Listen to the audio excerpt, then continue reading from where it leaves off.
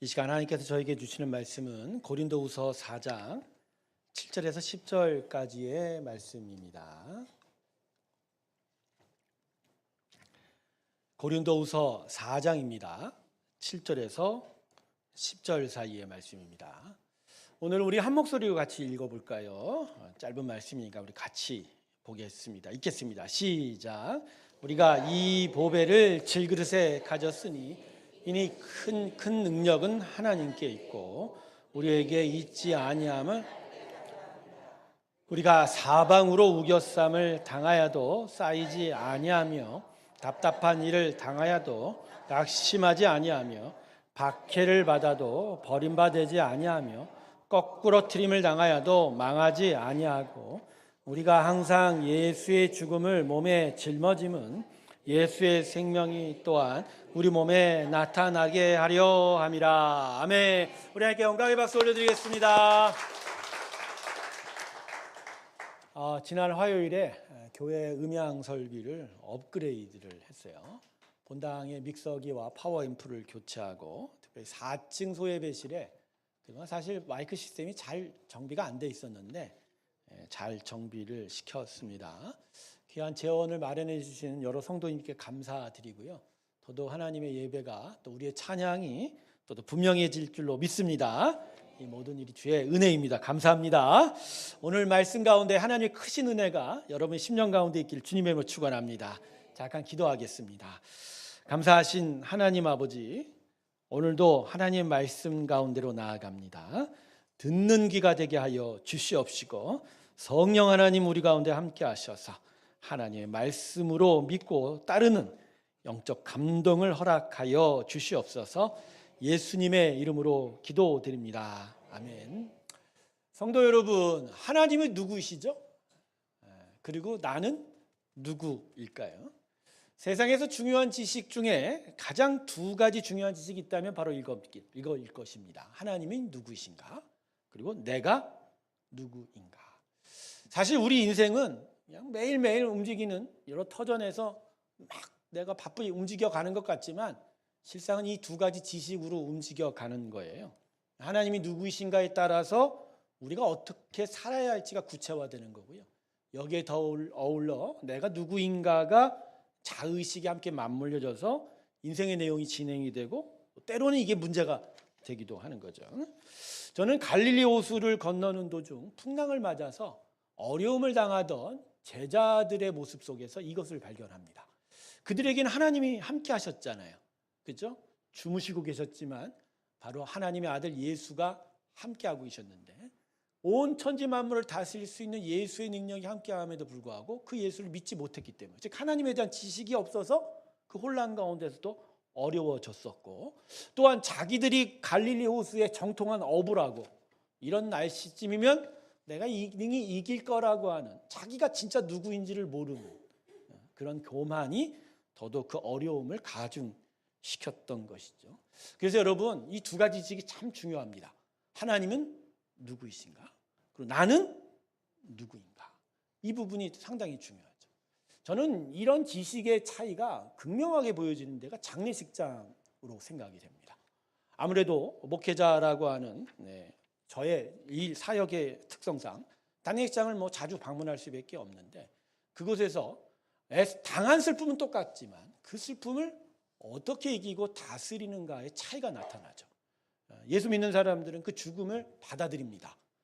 그냥 받아들이지 않죠. 그 죽음 너머에는 하나님의 나라에 대한, 하나님에 대한 지식이 있기 때문에 같은 슬픔이 있지만 그것을 이길 수 있는 힘이 있는 거죠. 그러니까 지식이 힘으로 작동하죠. 하지만 하나님을 모르는 자, 이 천국에 대한 소망이 없는 자들은 죽음이 마냥 끝인 줄 알고 절망 가운데 빠지게 돼서 정말 어려운 지경에 처하는 자들을 종종 목격하게 되는 겁니다. 성도 여러분, 하나님에 대한 지식, 그리고 내가 누구인가에 대한 지식이 이만큼 중요합니다. 이것을 분명히 여러분 마음 가운데 새겨가는 일들이 있기를 주님의 이름으로 축원합니다. 제가 오늘 왜 이 이야기를 여러분에게 하냐면, 오늘 말씀이 두 가지 지식을 말씀하고 있기 때문입니다. 직접적으로는 우리가 누구인가에 대해서 하나님이 가르쳐주고 계시고요, 아울러 하나님은 이러한 지식 속에서 우리에게 어떻게 은혜를 베풀고 계시는가를 또 함께 가르쳐 주고 계십니다. 저는 오늘 바라기를 이 말씀을 통해서 하나님이 누구이신가 또 내가 누구이신가에 대한 이 두 가지 지식이 이전보단 더 분명하게 심령에 새겨지길 주님의 이름으로 축원합니다. 자, 우리 말씀으로 한번 가보겠습니다. 자, 오늘 본문 말씀의 핵심 구절은 첫 번째 절인 7절에 있습니다. 자, 우리 7절 한번 다시 한번 읽어볼까요? 같이 읽겠습니다. 시작.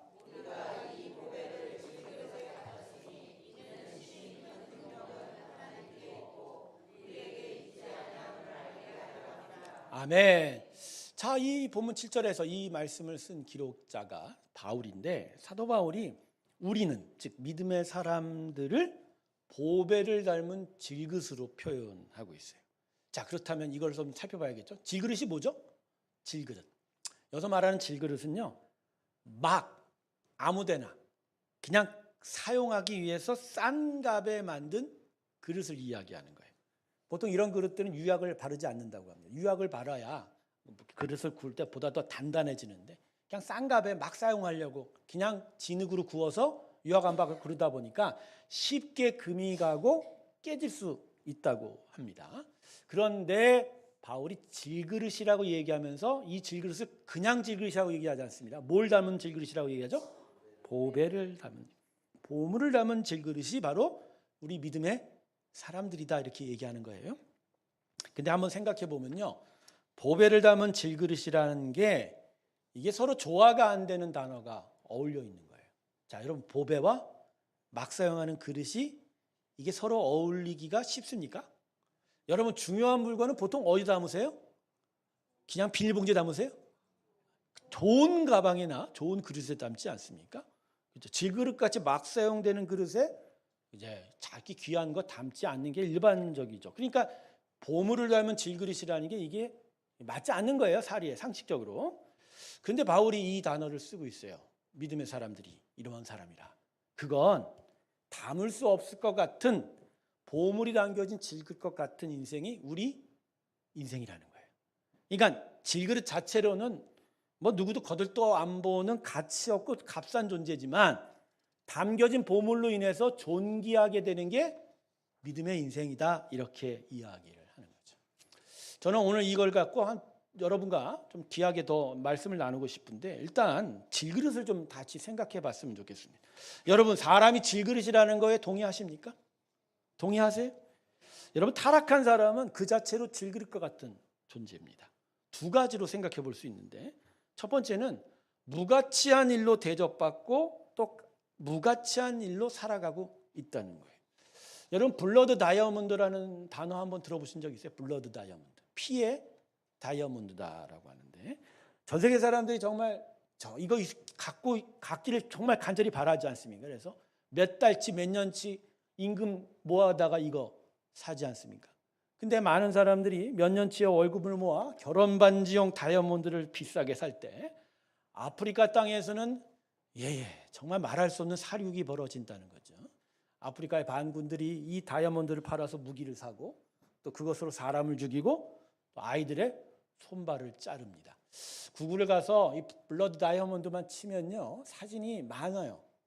손발 잘린 사람들이. 이게 시에라레온 내전 때 특별히 불거진 이유인데 이 다이아몬드를 얻고자 무수히 많은 학살이 벌어졌다고 해서 블러드 다이아몬드라고 얘기합니다.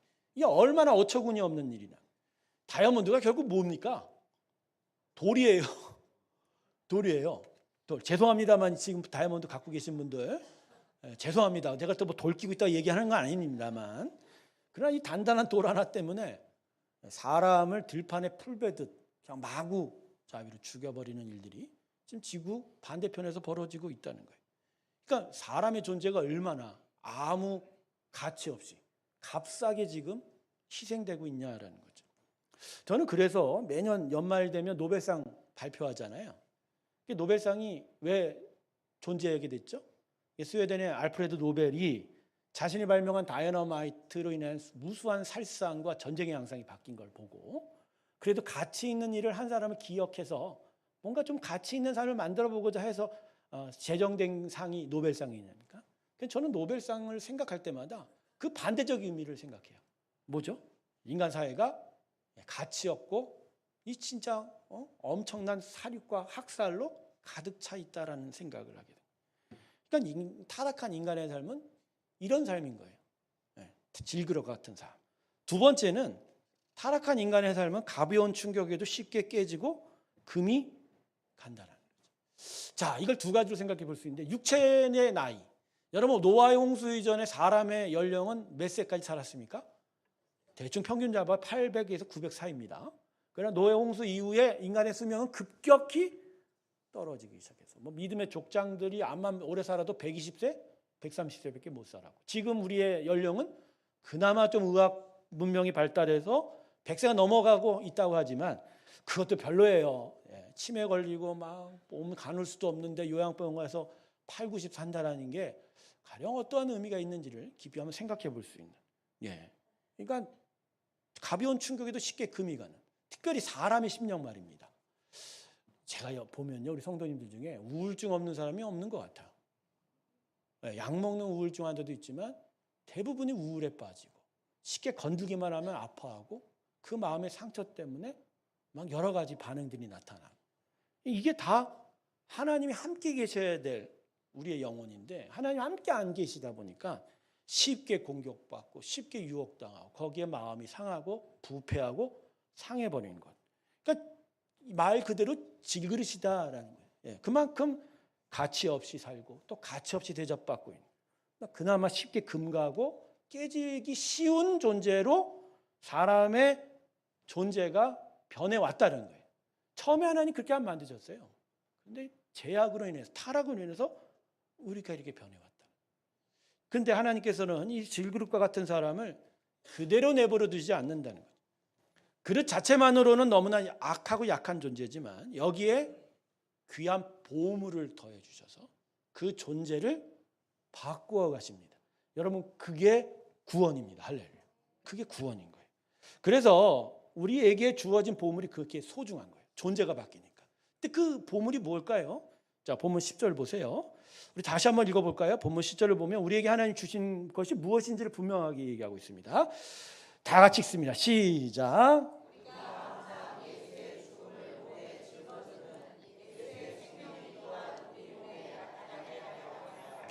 자, 이 두 가지가 주어졌다고 그래요. 사도 바울이. 자, 우리 몸에 먼저 뭐가 주어졌어요? 예수의 죽음. 근데 그 죽음이 주어지니까 또 무엇이 나타났다고요? 예수의. 그러니까 이게 하나님께서 사도 바울이 얘기할 하나님께서 타락한 인간, 질그릇 같은 인간에 보물을 주셨는데 그 보물은 첫 번째는 예수의 죽음이요. 그 죽음으로 나타난 예수의 생명. 자, 예수의 죽음은 어디서 이루어졌죠? 십자가. 그 십자가에 죽었던 예수, 대속의 제물로 하나님 앞에 인간을 구원시켰던 예수의 그 희생을 의로 여기셔서 하나님이 사흘 만에 무덤에서 예수를 부활시켰어요. 그래서 예수의 생명이 나타나. 그러니까 하나님께서 우리에게 주신 건 복음입니다. 예수 십자가 복음인 거죠. 복음이 우리에게 보물로 들어오면서 우리 안에 예수의 생명의 놀라운 역사가 나타났다. 할렐루야. 자, 그러면 이 도대체 예수의 생명이 우리에게 주어진 이 복음, 이 보물이 과연 우리 안에서 어떠한 일을 이루어 가는가? 세 가지로 좀 여러분과 나눠보려고 해요. 자, 첫 번째, 예수의 생명이 나타나게 되면 자막 있어요. 신분의 변화가 나타납니다. 자, 뭐라고요? 예수의 생명이 나타나게 되면 여러분 원래 그릇이라는 게 무엇으로 만들어졌는지보단 그 속에 담겨진 내용물이 더 중요하죠. 뭐 나무로 만들거나 철로 만들거나 아니면 뭐 금덩어리로 만들거나 보다 보석이 담기면 보석함이고 쓰레기가 담기면 쓰레기통이다. 물론 뭐 귀한 걸 정말로 허접대기 봉지에다 집어넣는 일은 없지만 중요한 건 담겨진 내용물에 따라 그 신분이 완전히 달라지게 되는 거죠. 보석이 담기게 되는 보석함은 귀하게 여겨지지만 쓰레기 닮은 쓰레기통은 하찮게 여겨지는 거예요. 여러분 우리 믿음의 사람이 그래요. 같은 외양, 같은 형태, 같은 신체로 살고 있다 하더라도 그 영혼에 예수의 복음이 들어오게 되면 하나님께서 존귀하게 대접합니다. 우리를 보고 그런 게 아니라 우리 안에 담긴 뭘 보고요? 예수를. 그 예수를 통해서 결국 우리의 삶의 결론은 지극한 복과 영생이 가득한 천국이 주어지는 겁니다. 할렐루야. 오늘 이곳에 여러분이 오실 때 하나님이 여러분을 의로운 당신의 자녀로 보시는 이유가 우리 때문일까요? 아니면 예수님 때문일까요? 여러분이 왜 예수 이름으로 기도하시죠? 우리의 간절함, 우리의 간구가 중요한 게 아니라 누구 이름으로? 아들 이름. 그러니까 우리 안에 너무나 귀한 이 보물이 있기 때문에 우리가 존재, 신분이 바뀌어져요. 하지만 우리의 영혼에 십자가 복음이 아니라 타락한 세상과 죄악이 가득 차 있으면 하나님 그거 정말 싫어하시죠. 어떠한 죄는 그 모양조차 싫어하시는 하나님이. 그죠? 결국 우리 안에 있는 모든 것들은 결론이 뭐죠? 지옥불에 다 불타 버리는 거죠. 그래서 질그릇 같은 사람이라도 예수의 십자가 복음이 담기면 존귀한 인생으로 결론 맺게 됩니다. 할렐루야. 그게 우리의 신분의 변화예요. 아무리 이 땅에서 정말 더 많은 것들, 남들이 갖지 않은 것들을 소유한다고 해서 그게 내 신분, 내 삶을 완전히 결론 지어질 거다? 오산인 거예요. 결국 마지막엔 하나님께서 보시는 존귀한 인생의 결론은 누구한테 주어진다? 이 안에 예수가 있는 자에게 주어지게 된다. 할렐루야. 여러분, 우리는 존재가 이미 달라졌습니다. 신분이 달라진 자들이. 자, 두 번째 자막 보시면 예수의 생명이 나타나게 되면 뭐가 나타납니까? 가치의 변화. 여러분, 사실 신분이 변했다는 건 가치의 변화가 있는 거죠. 질그릇만으로 있을 땐 단돈 몇 푼에 거래되는 게 그 속에 보배가 보물함이 되면 말할 수 없는 가치로 폭등하게 되지 않습니까? 그러니까 질그릇이 자기 자체로는 값이 없는데 보물 담고 있어서 그래서 고가의 가치로 대접받고 있는 거예요. 여러분, 우리 믿음의 사람이 그렇습니다. 타락한 질그릇 같은 우리지만 그래서 우리 자체로는 하나님께서 별 가치 없다 생각하지만 그러나 우리 안에 뭐가 담겼기에? 보물이 담겼기에. 예수가 담겼기에 우리가 존귀한 가치로 여겨주는 거예요. 십자가에서 아들 예수가 우리 대신 죽으면서 우리의 가치가 완전히 달라졌어요. 십자가에서 아들 예수를 버리시고 대신 우리를 그분의 자녀 삼으신 거예요. 그래서 버려진 예수의 가치로 우리가 가치가 달라지게 된 겁니다. 오늘 여러분, 하나님이 여러분을 예수님의 가치로 보고 계세요. 믿으십니까, 여러분? 예, 그 가치가 우리 가운데 있는 거예요. 근데 이걸 알지 못하고 쉽게 생명을 버리거나 쉽게 절망하거나 악심하는 사람들이 있어요. 이건 바로 지식이 작동 안 하는 거예요. 정말 내가 하나님의 택함 받은 자녀요. 하나님께서 나에게 귀한 보물을 주셔도 나의 인생을 결코 그렇게 값싸게 처리하지 않을 거라는.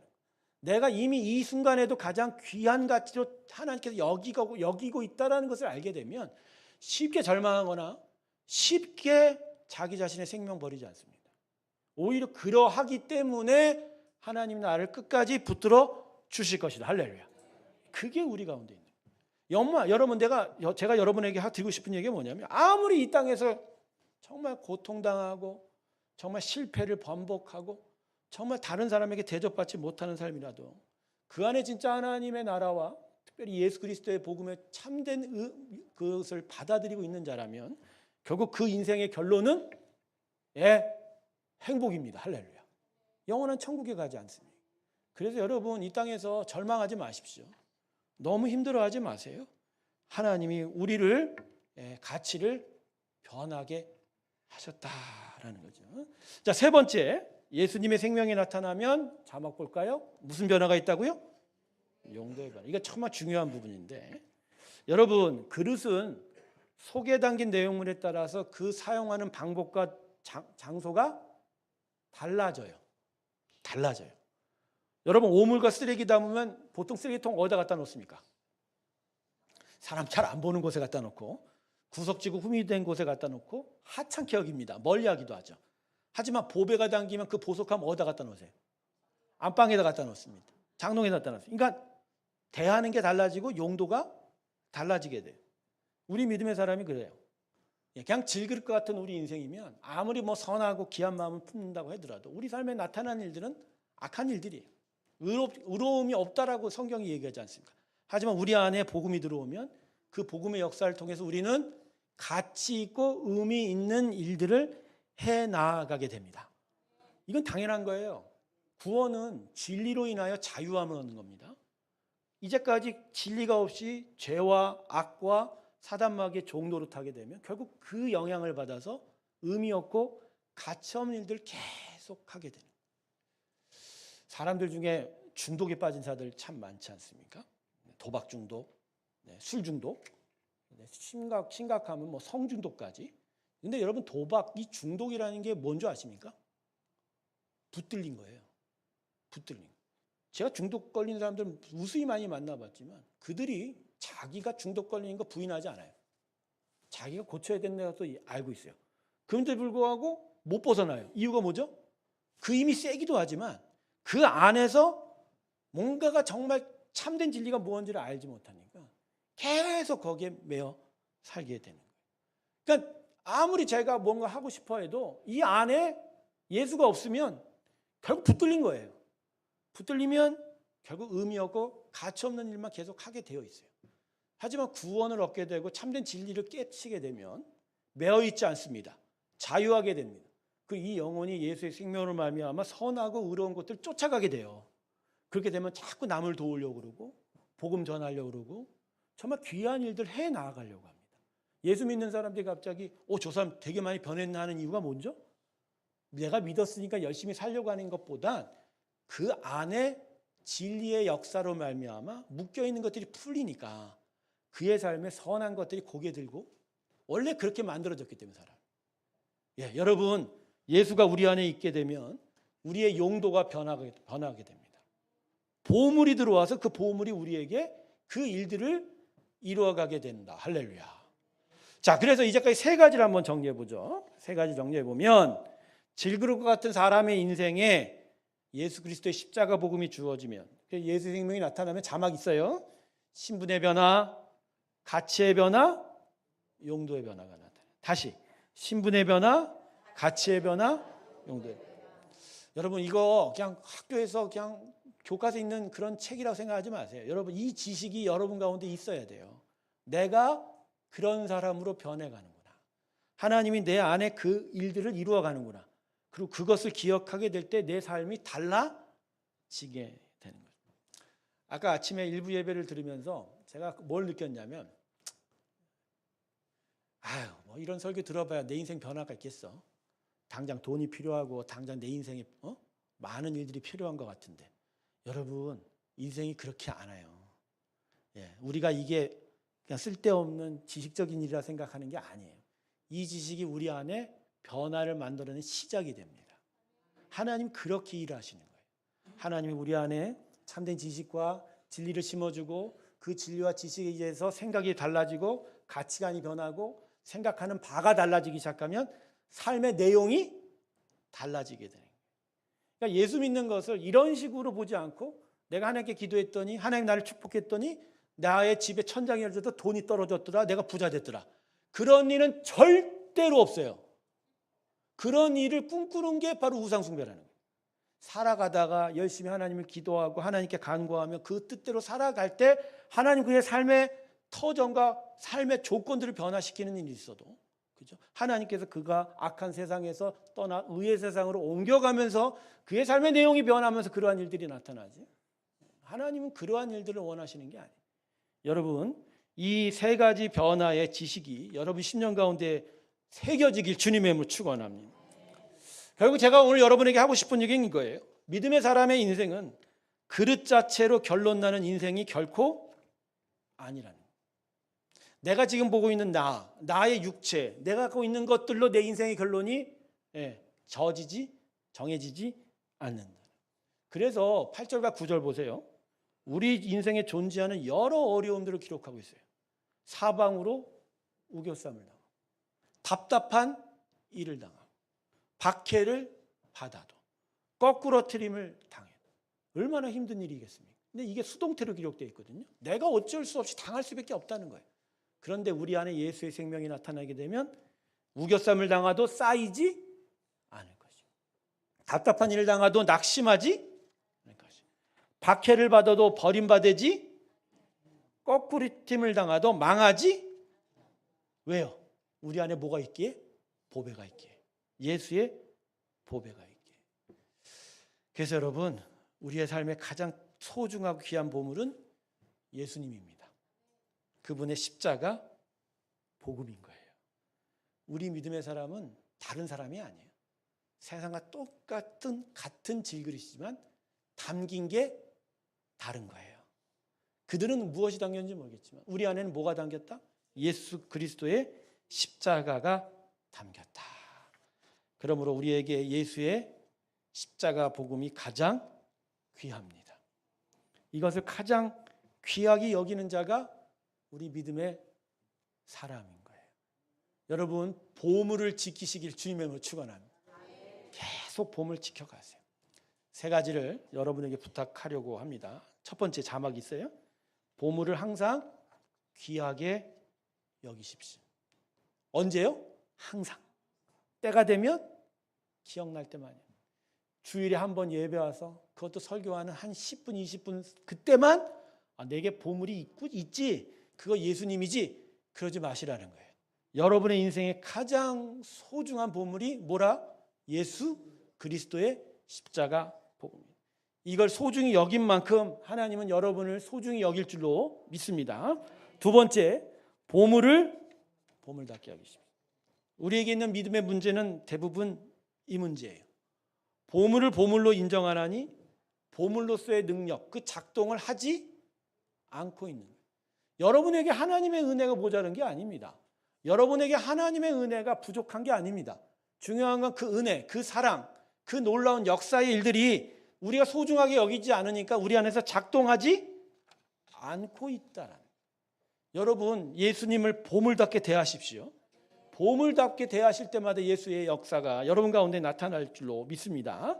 자, 마지막 세 번째로 보물의 가치에 따라 살려고 하십시오. 이거 참 중요한데 우리 안에 주신 보물은 어떤 가치를 따라 살죠? 자, 예수님이라고 얘기했죠. 근데 거기다 십자가 복음이라고 얘기했어요. 예수님이 우리 안에서 어떤 가치로 일하세요? 십자가로. 무엇보다 자기를 드리고 자기를 부인하고 자기를 죽이는 일들로 역사하세요. 그럴 때 그 위에 하나님의 부활의 생명의 역사가 나타나는 거죠. 그러니까 우리 안에 보물이 역사하는 방식이 이래요. 그래서 우리는 이 보물의 역사 방식을 따라 십자가를 쫓아가요. 하나님 앞에 나의 십자가를 지고 가려고 그래요. 하나님 앞에 나의 마음을 드리려고 그래요. 그럴 때 하나님께서 그 의를 삼아서 그 위에 당신의 은혜와 역사를 베풀어 주시는 거예요. 근데 보물은 가져다 놓고 우리가 사는 삶의 가치가 다르면, 다른 걸 쫓고 다른 가치로 살면 이 안에 보물이 역사가 있습니까? 없죠. 그래서 여러분이 정말 존귀하게 여기는 예수님의 그 보물, 그 가치에 따라 살아가시길 주님의 이름으로 축원합니다. 그럴 때 보물이 역사할 겁니다. 결국 우리 삶은 내 질그릇으로 살지 않아요. 여러분 계속 질그릇으로 살고 계세요? 여러분 신체, 여러분 생각으로 살고 계세요? 그럼 큰일 나요. 그러면 진짜 죄송합니다. 값싼 가치로 사는 거예요. 우리가 사는 방식은 나의 질그릇으로 살지 않고 내 안에 새롭게 주신 보물로 사는 거예요. 그래서 오늘 마지막 말씀인데 7절 하반절에 뭐라고 그러죠? 능력의 큰 것은 하나님께. 우리에겐 사실 바울이 이 말하고 싶은 거예요. 여러분, 우리는 보물로 살지 질그릇으로 안 삽니다. 근데 계속하여 우리는 뭘로 살려고 그래요? 질그릇 살려고. 지금도 내 삶의 터전, 나의 직장, 나의 사업장, 나의 가정, 나의 돈 버는 일, 내가 일하는 일, 집중할 수밖에 없죠. 근데 그 하는 일에 나의 지식, 나의 경험, 나의 생각, 나의 육체로 살면 그 끝은 지금 계속 얘기한 그대로예요. 능력이 없어요. 왜요? 질그릇인데. 질그릇인데 어떻게 그 질그릇을 넘어설 수 있어요? 그러나 우리에게 뭐가 있죠? 질그릇이 아니라 보배가 담겨요. 그 보배가 우리 안에서 일하고 싶어 하는 거예요. 그 보배다운 역사를 이루어가고 싶은 거예요. 여러분, 그래서 왜 하나님께서는 흙으로 우리를 만드셨을까? 이유는 단 한 가지예요. 흙으로 살면 안 되니까. 우리 안에 함께 하시는 하나님으로 살기를 바라시는 거예요. 하나님으로 인하여 기뻐하고 하나님으로 인하여 즐거워하고 하나님으로 해서 복된 것을 누려가기를. 그게 우리가 창조된 원형이에요. 그게 아담의 타락으로 깨졌지만 다시 회복시킨 거예요. 우리 안에 예수가 계십니다. 예수로 살고 예수로 기뻐하고 예수로 평안을 누리고 예수로 참된 복을 얻는 게 바로 우리의 삶의 모습인 거예요. 그럴 때 그렇게 사는 게 나의 육체, 내 생각, 나의 즐기로 사는 것보다 훨씬 몇만 배, 몇천 배 좋습니다. 사랑하는 성도 여러분, 하나님만이 능력이 있습니다. 우리에겐 없어요. 여전히 우리는 질그릇으로 살아요. 여러분들 기도하지 않는 걸 보면 그런 걸 생각해요. 아니 바빠서 힘들어서 안 나올 수 있어요. 기도 안 할 수 있어요. 그러나 기도 안 하는 거의 가장 중심은 뭐죠? 여전히 내가 뭘로 살고 싶다? 그렇죠. 여러분 질그릇으로 사실래요? 보배로 사실래요? 말은 잘하세요. 제가 항상 제 인생 속에 영혼 속에 부딪히는 싸움이 이 싸움이에요. 계속 제 타락한 본성이 계속 나를 어디로 끌고 가요? 질그릇으로 살게 만들어요. 질그릇. 잘할 것 같거든 질그릇으로. 근데 그 질그릇이 거기서 거기에요. 그걸로는 어떤 선함과 의로움이 못 나타나요. 계속 깨져요. 얼마나 상하기 쉬운데요. 근데 어느 날 눈을 떠보면 내 안에 너무 귀한 은혜가 들어와 있는데 그것이 내 안에서 놀라운 역사를 하고 나는 그 보배로 살아가는 것을 매일 깨닫게 됩니다. 그럴 때마다 우리는 하나님의 은혜를 붙잡고 주님 앞에 기도하며 나아가는 거예요. 기도하면서 결국 내가 하는 게 뭐죠? 여러분 기도하면서 뭐 달라고 그러죠? 저는 기도하면서 이렇게 기도합니다. 하나님 나로 살지 말게 하시고 주 뜻대로 인도하여 주십시오. 주님의 뜻이 나타날 때 나의 영광입니다. 하나님의 영광입니다. 네, 능력은 하나님께 있지 제게 없습니다. 제가 처음 목회를 할 때 제가 받았던 말씀 중에 한 구절이 저의 몸은 저의 인생은 하잘것 없지만 내 안에 나의 연약함을 통해서 당신의 크고 강함을 나타내신다는 말씀을 제가 받았어요. 근데 그게 처음에 기분이 안 좋더라고요.